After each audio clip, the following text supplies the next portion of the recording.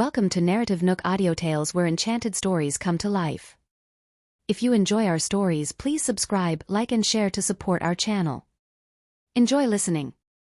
Fortunately, Lucian had packed some professional camping equipment for Estella before the camping trip. Initially, Roxanne had thought that they wouldn't need any of those items. Who knew that those would turn out to be exactly what she needed to save the children's lives? After she found the small pot that Lucian had specially prepared for Estella, Roxanne emerged from the tent. Without further ado, the woman poured some water into the pot and threw in the herbs and 2 leaves before starting to boil the mixture. While waiting for the medicine concoction to be ready, Roxanne got up and carried Benny and Estella into the tent. Overwhelmed by pain, the children had a blank look in their eyes, and their foreheads were covered in sweat. Roxanne covered the 2 little ones with some clothes before stroking their heads and saying, just bear with it a little more. You will feel better soon." Benny and Estella gave a slight nod but were too weak to speak. After settling the kids, Roxanne stood up and walked out of the tent. Right after she stepped outside, she felt her stomach churning. Ads by Pub Future. She had taken a sip of Archie's water earlier. As it was just 1 sip, the pain in her stomach was still bearable. Ignoring her discomfort, Roxanne went to check on the traditional medicine concoction that she was preparing. Archie was watching the fire to ensure that the mixture was boiling properly. When the boy saw his mother approaching, he asked in concern, "Mommy, will Benny and Essie get well after drinking this?" An inexplicable glint flashed across Roxanne's eyes before she shook her head dejectedly and replied, "No. It will just help to lessen their pain." More medicinal herbs were required for the kids to make a full recovery, and some of them had to be retrieved from the research institute. Given Benny and Essie's current condition, they would not be able to tolerate the pain until they made it back to the research institute and waited for Roxanne to finish preparing the traditional medicine concoction. When Archie heard that, his face dropped in disappointment. How are they feeling now?" He collected himself and continued asking. Roxanne's gaze softened when she saw how concerned the boy was for the other 2. She moved forward to sit down beside him. Archie shifted aside to give his mother some space to sit. Roxanne patted her son's head and said, "You keep asking about Benny and Essie, but what about yourself? You drank that water too. How are you feeling?" Even though Archie had less severe symptoms, Roxanne was still worried. After giving it some serious thought, the boy replied, "My stomach is aching a little, and I feel a little sick, but it just feels like a normal stomachache from food poisoning." It was similar to what Roxanne was feeling. The woman heaved a sigh of relief. "You should also have some medicine when it's ready." Archie nodded obediently. Meanwhile, Benny and Estella's agonized cries from the tent could be heard intermittently. Roxanne could feel her chest tightening. There was nothing she could do other than hope that the medicine concoction would be ready soon. When she checked on the medicine concoction half an hour later, she noticed that it was not fully ready yet. If it was taken then, the medicine might not work to its full effect. However, the little ones could not wait any longer. Roxanne took out 4 disposable cups and scooped some medicine for herself and the 3 children. Archie took 1 cup and drank it. Roxanne finished hers as well before bringing the remaining 2 cups to Benny and Estella. The 2 little ones were hurting so much that they were curled up into a ball. When they noticed the woman entering the tent, they glanced at her weakly. They were like 2 injured little animals, and one could not help but feel sorry for them. Roxanne rushed to the kids' sides and took Estella into her arms first without hesitation. Besides the fact that she was a girl, Estella had drunk the most water. As such, she was in more pain compared to Benny. Miss Jarvis, Estella, who was in Roxanne's embrace, called out weakly. Roxanne stroked her cheek and assured her, "Come on. You'll not be in as much pain anymore after drinking the medicine." Naturally, Estella trusted her and leaned over to have her medicine. A frown instantly formed on her face after she took a sip. Roxanne placed the cup near Estella's lips. However, the latter refused to open her mouth again. Ever since Estella was young, she had always taken pills or been on an 4-drip when she was sick. She had rarely had any traditional medicine. Hence, Estella could not stand the bitterness of it. Just as Roxanne was worrying about how she could get Estella to finish her medicine, Archie walked in. "Hurry up and drink your medicine, Essie. I'll give you a piece of candy once you finish it." He squatted down in front of Estella and waved his fist. Hesitating, Estella looked at Archie for a moment before opening her mouth and chugging the medicine. She then turned her head and looked at Archie expectantly. Archie scratched his nose embarrassedly and said, "We ate all the candies earlier." He had no choice but to lie to Estella just now. Otherwise, she wouldn't have finished her medicine. Upon hearing that, Estella was slightly unhappy. However, she knew that the boy had done it for her health. Hence, she recomposed herself and gave Archie a smile. Only then did Archie heave a sigh of relief and turn to check on Benny. It was way easier for Benny to take his medicine. Since they were young, Archie and Benny had always hung around in the research institute. They had tried different traditional medicines as if they were just a snack. Many of them were way more bitter than the traditional medicine they were having now. Roxanne nervously observed Benny's and Estella's condition after they finished their medicine. How are both of you feeling?" Roxanne asked, concerned, as she did not notice anything amiss from both of them after some time. Benny furrowed his brows and said, I felt better when I just finished the medicine. Now, I'm starting to feel the pain again." Just as he finished his words, Estella, who was at the side, couldn't help but let out a groan. She had more severe symptoms and was the first to finish her medicine, so Estella had started to feel the sharp pain in her stomach again a few minutes ago. However, she endured the pain as she didn't want the boys and Roxanne to be worried about her. But the pain was getting more and more intense, and she couldn't bear it anymore. Roxanne's heart ached, and she was slightly upset when she saw Estella acting tough. Let me know if you're in pain. You don't need to force yourself to stand it." With that, she wrapped her arms around Estella. The next second, Estella buried herself deeper into Roxanne's arms like a weak kitten and held onto the latter's shoulders tightly. Roxanne's eyelashes quivered as she could sense the pain that Estella was holding in. She then lowered her eyes to check on Benny's condition. Benny lifted his gaze to Roxanne and forced a smile to assure her. Mommy, I'm fine." Her heart wrenched as she ruffled his hair and said, You too. You don't need to act strong for me." With that, Roxanne cuddled Benny closer with her other arm. We'll be driving back to the city now, and it'll take quite some time. Let me know if any one of you is in pain. Don't hold it in by yourself." The children nodded obediently at her in response. They exited the tent but didn't have the time to pack their stuff. Roxanne only told Archie to take the herbs she brought back just now, then got straight into the car and headed toward the city. However, Roxanne felt a wave of regret right when she tried to turn her car around. She shouldn't have camped here. The road was extremely narrow. If Roxanne had been given more time, she would have been able to turn her car around and leave the place. But now, she couldn't even think straight and wasn't able to turn her car composedly. Just as Roxanne was trying to keep her composure and leave the place as soon as possible, a few painful groans sounded from the back seat. As panic swirled within her heart, she couldn't control herself, and her limbs trembled from anxiousness.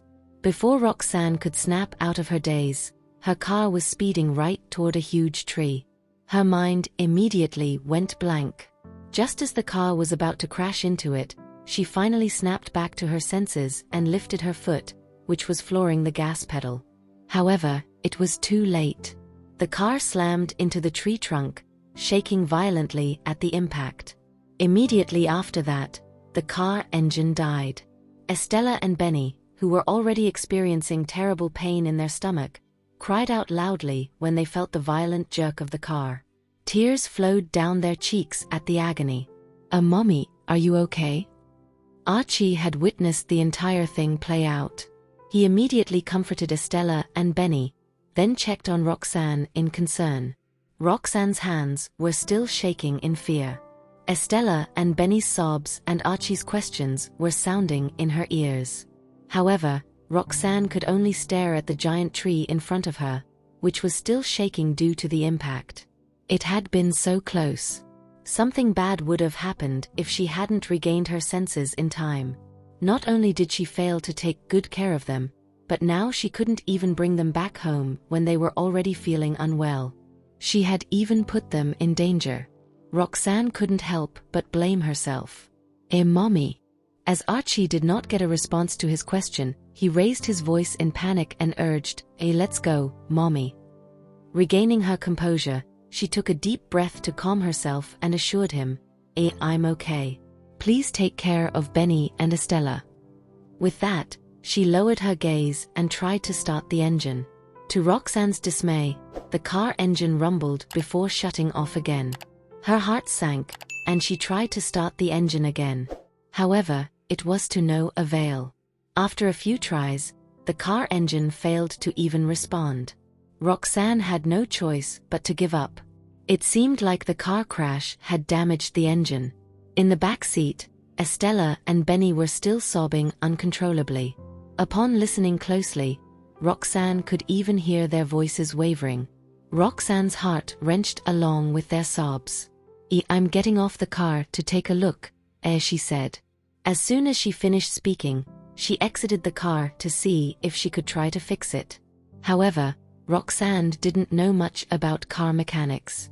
She tried to search online and examined her vehicle for a while, but she couldn't figure out how to fix it. As time ticked away, Roxanne shut the hood of her car dejectedly. She then turned and walked toward the back seat door. Archie's heart sank when he noticed his mother's despondent mood. However, he opened the door calmly. Mommy, how are things? Estella and Benny's sobbing traveled into Roxanne's ears again the moment the car door was pushed open. Her eyelashes quivered when she heard their crying. The children were already feeling unwell. If she were to show any sign of panic, it would only frighten them even more. With that in mind, Roxanne took a deep breath and smiled at them comfortingly. There's some problem with the car, so it doesn't work anymore. I'll go make a call first. Archie nodded obediently in response and assured her, I'll take care of Benny and Essie. Seeing his mature and understanding behavior, Roxanne was touched. Thank you, darling. If it weren't for Archie, Roxanne wouldn't be able to stay calm in a situation like this. It was not as if she had not been through thrilling situations like this in the past few years. However, it was different this time. The thought of Benny and Estella being in pain made her lose her mind, and she was unable to keep her cool. Roxanne shut the door and gave Madeline a call. It took a while before Madeline answered. Roxanne? Didn't you go camping? Is there something you need? It seemed pretty noisy on the other end of the line, so Roxanne asked, what are you doing? Madeline sounded pained. Don't mention it. I was forced to work overtime again. As soon as she said that, the noise increased. Before Roxanne could say anything, Marilyn hurriedly added, I need to get back to work. I'll call you later. She then hung up right away. Roxanne's gaze turned dark as her phone screen dimmed. She didn't call Marilyn back. After a brief hesitation, she tried calling Larry. Larry picked up pretty quickly, but he was in another state and couldn't be of help in time. Roxanne didn't tell him anything despite his concern. She dismissed him with a few cursory words and hung up. There was no time to explain things. Besides, she didn't want to trouble them further. As her friends couldn't be of help, Roxanne couldn't stop panic from rising in her heart. At the same time, Archie observed her side profile and recalled the 2 calls she made earlier. He could somehow guess their current situation. Mommy must have tried to ask for help but failed. With that thought in mind, Archie's expression grew grim. Daddy, Estella was groggy from the pain, so she instinctively sought comfort. Hearing his sister's voice, Archie had a thought in mind. He sneaked a look at his mother outside the car. Roxanne was scowling unhappily. A brief moment later, Archie looked away and called Lucian using his smartwatch. In Farwell Group, Lucian was seated in the conference room, his face devoid of expression. A group of managers was sitting in front of him. Herbscape Group's acquisition was a success, so it was time to plan their collaboration with Queen Group. They had been holding meetings for the past 2 days to discuss this matter. When the meeting was about to come to an end, Lucian's phone suddenly vibrated. The conference room descended into silence as everyone turned their attention to the vibrating phone. Lucian's brows snapped together. He grabbed his phone and was about to reject the call when he noticed the caller ID. Archie. Why is he calling at this hour? Didn't they go camping? Mr. Farwell, should I continue my presentation? The manager, who was presenting, asked sheepishly.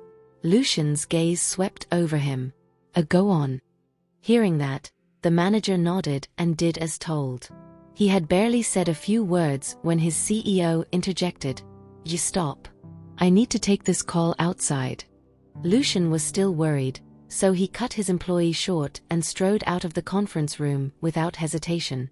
After watching him leave, the others in the conference room shared a look. Previously, work was always Lucian's top priority. During meetings, if someone's phone were to ring, kicking the person out of the conference room was considered a light punishment. No one knew Lucian's phone would ring when he was in the middle of a meeting one day.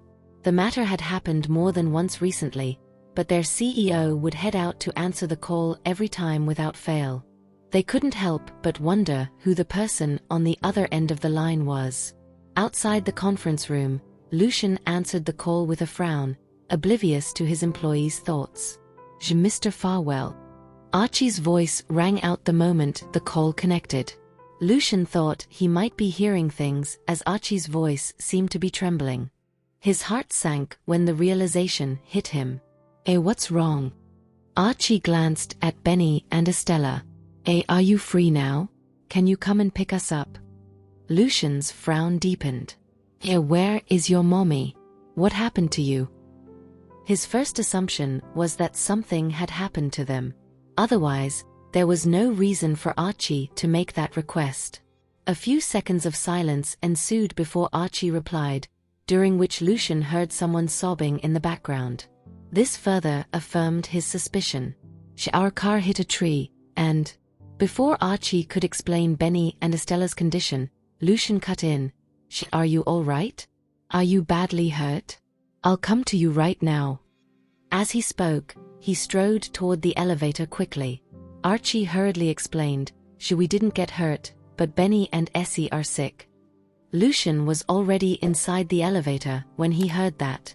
Archie wanted to clarify further, but thought he couldn't make things clear. Thus, he said, I'll ask Mommy to talk to you. He opened the door and hopped out. Dashing over to Roxana, he removed his smartwatch and handed it to her. When Roxanne saw Archie appearing beside her without warning, she instinctively took one look at the car. Archie's here. That means Benny and Essie. What happened to them? Suddenly, Lucian's deep voice pulled her out of her reverie. Roxanne stiffened in shock. She belatedly noticed the smartwatch that Archie was offering her. Archie had turned on the speaker mode, so Lucian's voice sounded especially loud. She didn't know what to reply after hearing his voice suddenly. Mommy. Archie tugged at the hem of her clothes urgently. Only then did Roxanne snap back to her senses. She tamped down the peculiar sensation in her heart and took the smartwatch from Archie. I'm sorry for not taking good care of Essie, she said apologetically. Lucian's gaze darkened a shade when he sensed something was amiss. Slowly, he probed. What happened? Archie told me Benny and Essie are sick. Is that true? Strangely, Roxanne felt herself calming down upon hearing his voice. She explained, they contracted a type of bacteria that caused them to suffer from severe abdominal pain. I was about to bring them back to the research institute to prepare their medicine, but I was too hasty and drove the car into a tree. Lucian's voice was still calm. Are they in a serious condition? Roxanne inclined her head. I gave them herbs to ease their pain, but it isn't working well. She added, I know how to treat them, but the medicinal herbs are at the research institute. I need to bring them there. Lucian's brows scrunched up. Where are you? Roxanne told him their location. It's too far away, so it will take at least 4 hours to travel to and fro. Don't forget you'll have to brew the medicine, too. Can they hold on for that long? Lucian inquired. The same thought had also crossed Roxanne's mind. Initially, she planned on bringing the kids back to the research institute. She also considered asking Madeline or Larry to head to the research institute and deliver the medicine to her instead. They were both excellent doctors and knew the medicinal herbs well. Thus, Roxanne could trust them. That way, it wouldn't take up too much time either. Alas, they were busy and couldn't be of help. She was stumped when Lucian offered, What do you need? I can head to the research institute and deliver the medicinal herbs you need. Hearing his suggestion, Roxanne was almost convinced but remained hesitant. After all, Lucian wasn't in the medical industry. He couldn't recognize many medicinal herbs. Besides, she also needed the exact dosage. She couldn't afford the consequences of getting an incorrect dosage.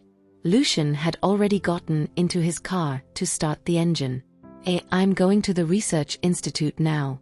I'll call you when I arrive, so you need to think about what medicinal herbs you need now. Without waiting for a response, he cut the line and called Caden. Mr. Farwell, where are you? The meeting. Caden felt an incoming headache when Lucian left without looking back, leaving the higher-ups waiting inside the conference room. Lucian ordered, something else cropped up, so the meeting is adjourned. They can leave now. Caden agreed hastily and entered the conference room to relay his orders. After giving that order, Lucian hung up and sped toward the research institute. Roxanne stared at the smartwatch in a daze. She knew there was no other way. It soon occurred to her that the research institute might be empty as it was the weekend. Lucian might not even get in. She immediately called Colby. When Colby answered her call, she didn't even wait for him to greet her and went straight to the topic. Dr. Galloway, where are you now? Confusion flashed across Colby's eyes when he heard her question. Roxanne is calling me at this hour. Judging by her tone, did she realize I was the one behind the fire? With that thought in mind, Colby answered warily, I'm at home. What is this about? If possible, can you head to the research institute and open the door for Mr. Farwell? I need his help to get a few medicinal herbs, Roxanne explained. Colby relaxed slightly, but he dared not let his guard down. I got it. I'll be there right away. He then left his house and headed to the research institute without further delay. I don't get it. Why does Lucian have to come to the research institute in person to get the medicinal herbs? Roxanne must have discovered something about the fire and sent Lucian here to investigate with the excuse of getting medicinal herbs for her. As that possibility occurred to him, Colby promptly sped up. I cannot let Lucian find out what I did. 20 minutes later, Colby's car arrived at the research institute. There was a Bentley parked outside. Lucian, clad in a gray shirt, was heading to the entrance. Colby's heart sank at the sight. He quickly got out of the car and called out, Mr. Farwell. Lucian halted in his tracks. Colby hurried over to him. Dr. Jarvis called me earlier to ask me to open the door for you. He observed the man's reaction when he spoke. Lucian was frowning, looking as serious as ever. Roxanne sounded anxious, so Benny and Essie must be in a dangerous condition. Even someone like Lucian couldn't keep his cool under such circumstances. Seeing his expression, Colby couldn't help but grow more curious. Nevertheless, he didn't reveal his true emotions and remained respectful. What medicinal herbs does Dr. Jarvis need? I can help you get them, he offered. Lucian glanced at Colby as though he had just realized the latter was around. Colby forced himself to stay calm as he met Lucian's gaze. He assumed Lucian was about to say something to him. To his surprise, Lucian soon looked away. Lucian pulled out his phone to call Roxanne. "I've arrived," he reported. Without thinking much, Roxanne rattled out the names of a bunch of medicinal herbs. Lucian's expression grew increasingly grim as she talked. I can understand her words and recognize some of the medicinal herbs. However, the rest eludes me. Roxanne was in a hurry, so she belatedly realized that Lucian didn't know some of the medicinal herbs only after she rattled out their names. When realization struck, she forced herself to calm down. Slowly, she ordered, "Ask Dr. Galloway to bring you to the warehouse." Lucian grunted in acquiescence and told Colby curtly, "The warehouse." He then looked away from Colby. His indifference evoked a subtle frown from Colby. The latter then led Lucian into the warehouse. "I'm here," Lucian told Roxanne. Roxanne's brows snapped together as she wondered how she could help Lucian gather the medicinal herbs she needed. The researchers didn't expect that a layman would enter their warehouse to get the medicinal herbs when they arranged the herbs, so there were no visible labels on the shelves. They were in the middle of a dilemma when Colby broke the silence in a gentle voice. "Are you here to get the medicinal herbs? If you don't mind, I can help you." The other two were surprised at his offer. Roxanne promptly regained her senses and told Lucian to put her on speaker. "Thank you, Dr. Galloway." She told him the names of the medicinal herbs she needed quickly. Colby arched his brow slightly and began retrieving the medicinal herbs she needed from the shelves without needing her to repeat herself. The more medicinal herbs Colby gathered, the more he knew about the condition Roxanne wanted to treat. After retrieving all the medicinal herbs, Colby could finally confirm his guess. "Is it a bacterial infection?" Roxanne's stress eased slightly after he gathered all the herbs she needed. "Yes. Thank you." Colby merely smiled in response and stated nonchalantly, "It's an urgent matter. You should have asked for my help directly instead of going to Mr. Farwell." Roxanne was surprised to hear that. For a moment, she didn't know how to reply. Colby was just her colleague, and they weren't close to each other. Previously, she thought of getting help from her good friends in the same industry as her. Nevertheless, the thought of asking for Colby's help never occurred to her. She couldn't be honest with Colby, though. Fortunately, Colby didn't force her to answer and said, "I need to adjust the dosage. I'll do my best to hurry up." Roxanne heaved a sigh of relief inwardly and thanked him. "Thank you for your help." Colby smiled in response. Lucian's gaze fell on Colby's expression as a dark look appeared in his eyes. Before they could say anything else, Lucian hung up. Noticing his action, Colby lifted his head and glanced at him before shooting him an understanding smile. He then returned his attention to measuring the herbs, his head bowed. A cold glint flashed across his eyes as his brows snapped together. The fire that happened 2 days ago was pretty obvious. Roxanne should have gotten my hint, so she must have started to suspect Lucian. However, she still trusts him wholeheartedly. She'd rather ask him for help when an urgent situation cropped up than come to me. Jealousy surged within Colby's heart. He had assumed Roxanne's call was a result of her realizing something unusual about the fire. He did not expect it to be for this reason. "I have done so much, but still, Roxanne refuses to spare me even a glance. If that is the case, I don't mind teaching her a lesson." With that thought in mind, Colby purposely slowed down and made slight mistakes along the way. Since Roxanne was so anxious about the infected people, he wanted to make sure they suffered longer.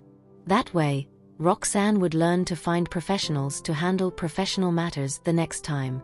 For instance, he knew more about medicinal herbs than Lucian. "Is it not done yet?" Lucian asked as he looked at the time, furrowing his brows. Colby raised his head indifferently. The quantity of medicinal herbs used has to be very precise. I have to be careful when measuring them. Hearing that, Lucian suppressed the worry in his heart and fell silent. His brows drew together as he watched Colby's every movement. Colby felt his stare and reverted to his regular speed, afraid Lucian might suspect something. After he prepared the prescription, he glanced at the time. He had delayed the time by around half an hour. Satisfaction flashed across Colby's eyes, and he passed the medicinal herbs to Lucian. It's done. You should go, Mr. Farwell." Lucian retracted his gaze and took the medicinal herbs. He uttered a word of thanks before leaving. Colby watched him leave with a sinister look. "One day, I'll make sure Roxanne only looks at me. No matter how exceptional Lucian or Jack is, they are only my stepping stones." Back near the campsite, Roxanne did not know what was happening at the research institute as she waited anxiously for Lucian to arrive. Benny and Estella were in so much pain they could hardly move anymore. They were also displaying signs of losing consciousness. Archie was alarmed when he noticed their feeble conditions.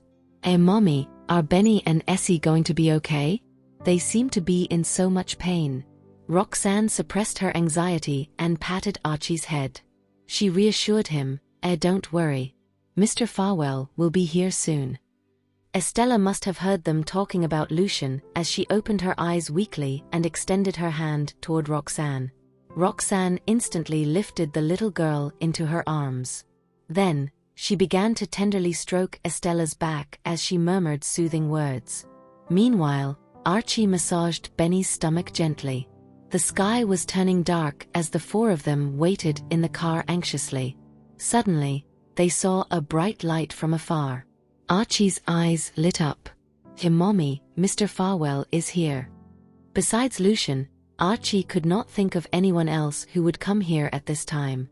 The light soon enveloped their surroundings. Roxanne was still carrying Estella in her arms as she glanced in the direction of the light. When she saw the familiar Bentley, she heaved a sigh of relief. Lucian was finally here. Soon, the car stopped beside them. Lucian got out of the car with a bag of medicinal herbs. "Mr. Farwell." Archie ran over to him excitedly.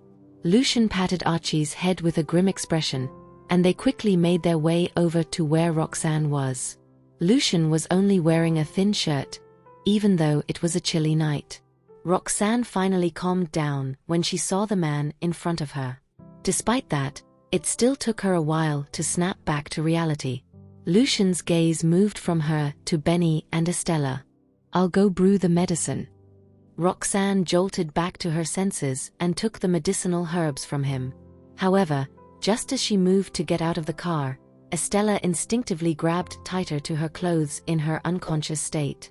As she was sick, Estella innately wanted to be close to someone who provided her with a sense of security. It was evident that Roxanne was such a person to the little girl. Roxanne froze upon noticing Estella's movement. In the end, she did not let go of the girl, who remained in her arms. With Estella in one hand and the bag of medicine in the other, she got out of the car. "Can you help me look after Benny, Mr. Farwell?" As she spoke, she glanced at Benny, who was still sitting in the car. Before Lucian could say anything, Archie promised, "I'll take good care of Benny." Roxanne smiled when she heard that. She then carried Estella toward the direction of the tent. She could only head there to brew the medicine, as all their equipment was placed near the tent. Lucian stared at Roxanne's retreating figure with a complicated expression. A second later, Benny caught his attention. Mommy." Benny was already fading out of consciousness from the pain. However, he still called out as he felt his mother leave him. As he muttered, his hand reached out in the direction of where Roxanne was previously sitting. However, his hand grasped empty air. The next second, Benny sniffled pitifully and placed his hand back on his stomach. His pained expression made Lucian frown. After a moment of hesitation, he shifted Benny into his arms. Benny instinctively extended his hand to grab Lucian's shirt. Lucian's heart softened when he saw Benny's reliant action. Archie watched enviously at the sight of Lucian embracing Benny. "I also want to be hugged by Daddy like this." With Benny in his embrace, Lucian glanced at the tent and saw that Roxanne was already brewing the medicine. He said to Archie, let's go over there." Archie was still immersed in his thoughts and did not reply to him immediately. Lucian thought Archie was worrying about Benny and raised his other hand to pat the boy on his head. Then, he bent down to take Archie's hand. Archie finally snapped back to reality. His eyes lit up when he realized his hand was being held by Lucian. He then followed the man obediently to where Roxanne was. Roxanne was sitting near the tent with Estella in her arms. The girl was trembling slightly, but Roxanne did not know if it was because of the pain or the cold. Roxanne stood up upon seeing that. She wanted to find a piece of clothing from the tent for Estella to wear. As soon as she got up, she saw Lucian walking over with the two boys. Is the medicine done?" It took her a few seconds to regain her senses before she answered him. "Should we need to wait for another half an hour?" With that, she directed her concerned gaze to Benny. Her heart clenched when she noticed Benny was gripping Lucian's expensive shirt. Lucian must give Benny a great sense of security for the latter to have such a reliant action. Does Benny miss having a father? At that moment, Roxanne felt like revealing the truth to Lucian.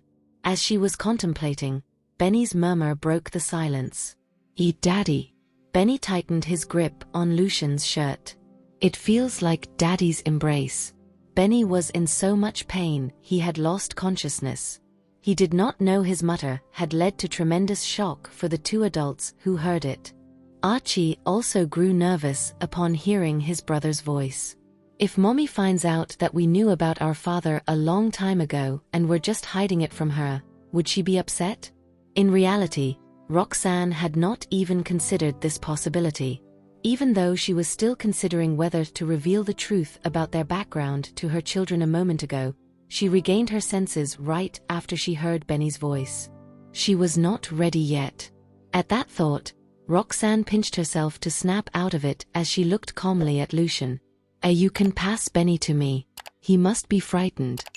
Roxanne moved closer to Lucian and passed Estella to him. Estella must miss her father too.